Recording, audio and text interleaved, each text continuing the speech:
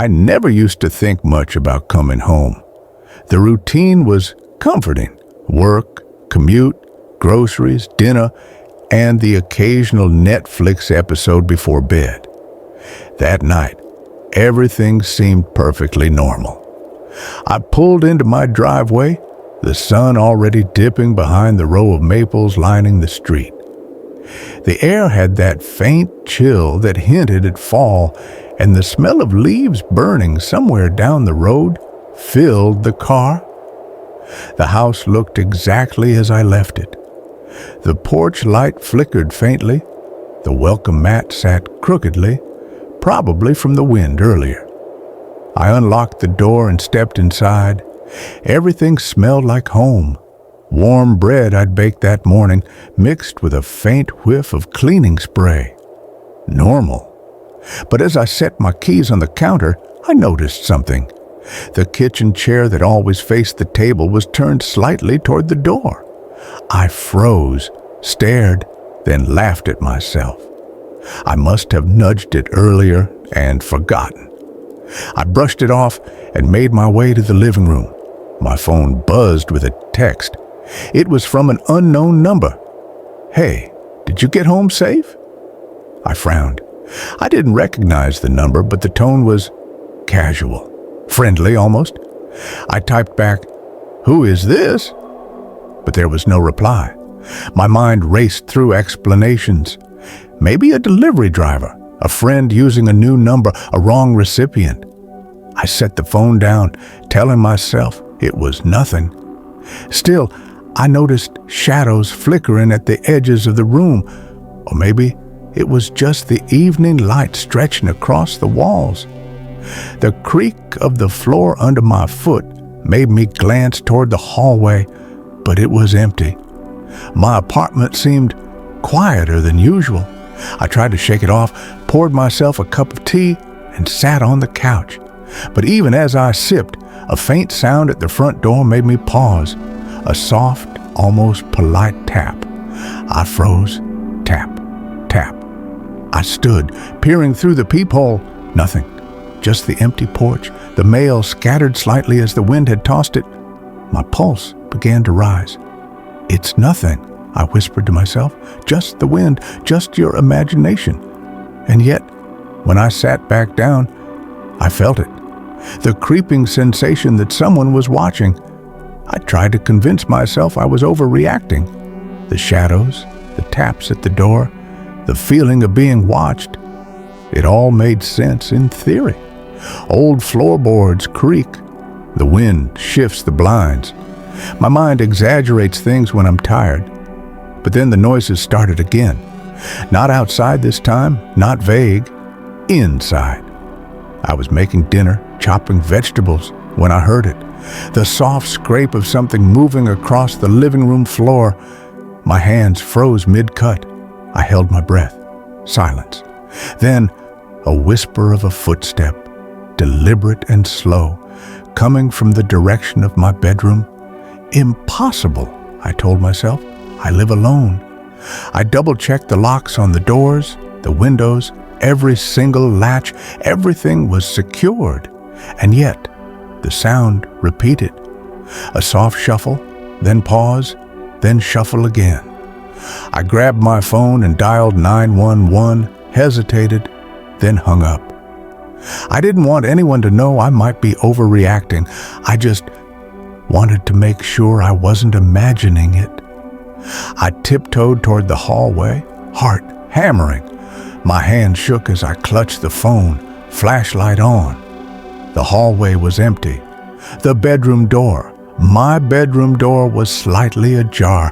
I know I closed it. I pushed it open. Nothing. My bed was untouched. The closet doors closed, the window locked, and yet my phone buzzed again. Another text from the same unknown number. "You're looking right at me." I dropped the phone. It slid across the floor with a clatter that seemed unnaturally loud in the quiet apartment. My stomach sank. That wasn't just a message. That was knowing me, knowing where I was. I backed toward the living room, ears straining. The faintest creak of the stairs leading to the attic, though I never go up there, made me freeze. My mind spun. Who is this? Why are they here? I tried to rationalize. Maybe a friend playing a cruel prank.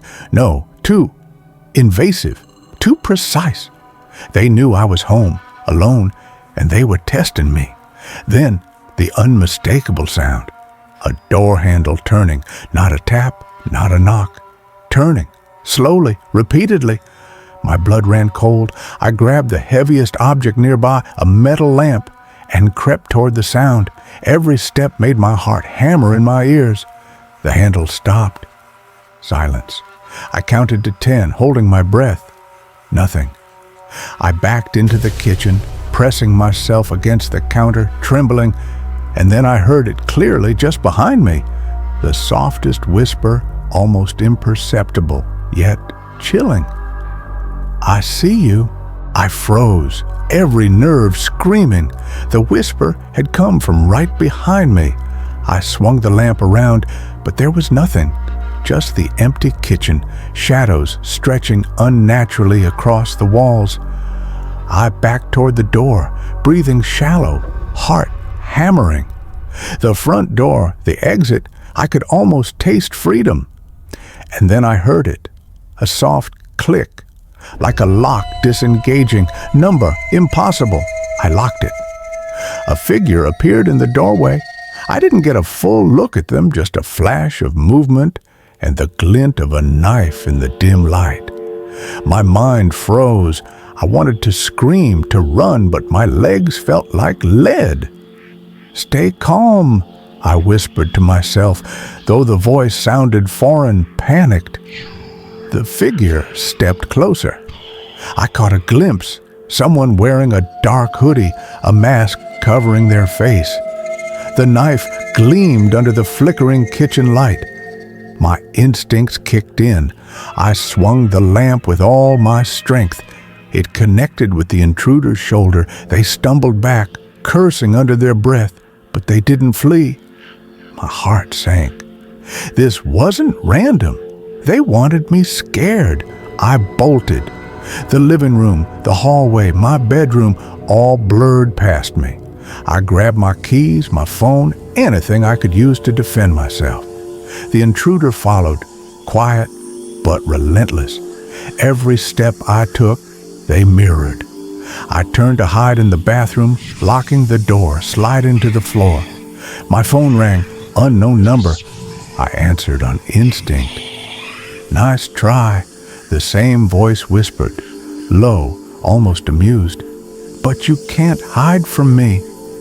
Panic surged. I tried the window. It was locked, but I smashed it with a chair, glass spraying across the tile.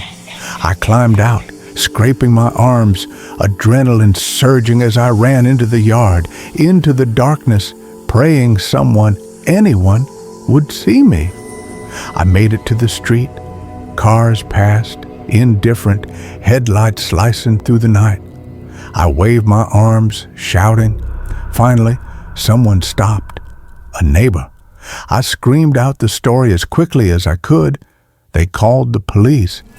I waited, shivering, in the safety of their porch light. My apartment behind me looked normal, empty, too normal. The police arrived quickly, flashlights cutting through the shadows. They checked the apartment, every room, every closet, every corner. Nothing, no sign of the intruder, no footprints, no broken locks beyond the window I'd shattered. "Are you sure you weren't dreaming?" one officer asked, voice careful, professional. I shook my head, but the doubt in their eyes made my stomach twist. They left after taking my statement, offering words I didn't hear. I returned to my apartment with a neighbor walking behind me for safety. The door creaked as I pushed it open. Everything was just as I'd left it. Or was it? I stepped inside and froze. On the kitchen counter lay my phone. Screen cracked from my fall outside, but the text notification was still there. "Nice try. You can't hide from me." I dropped it. My mind raced. How could they still be here? The police had cleared the place. There was no way anyone could still be inside. Could there? I called my neighbor over. We checked again. Nothing. My apartment was empty. The shadows, the faint creaks, the subtle movement of blinds. Was it all my imagination? My paranoia? I tried to sleep that night, lying in bed, lights on, every sense screaming at me. But I couldn't shake it. The feeling of being watched, the whisper of footsteps just outside the door, the knowing glance I could almost feel behind me. And then my phone buzzed again. Another unknown number, another message. Sweet dreams. I sat upright, shaking, staring at the blank screen. I knew it wasn't a joke. I knew it wasn't random. I never felt safe in my own home again. Every creak, every shadow, every knock in the night, my heart raced, and I realized something terrifying. It didn't matter if I saw them or not. They were already inside my mind. Even now I can feel it, watching, waiting.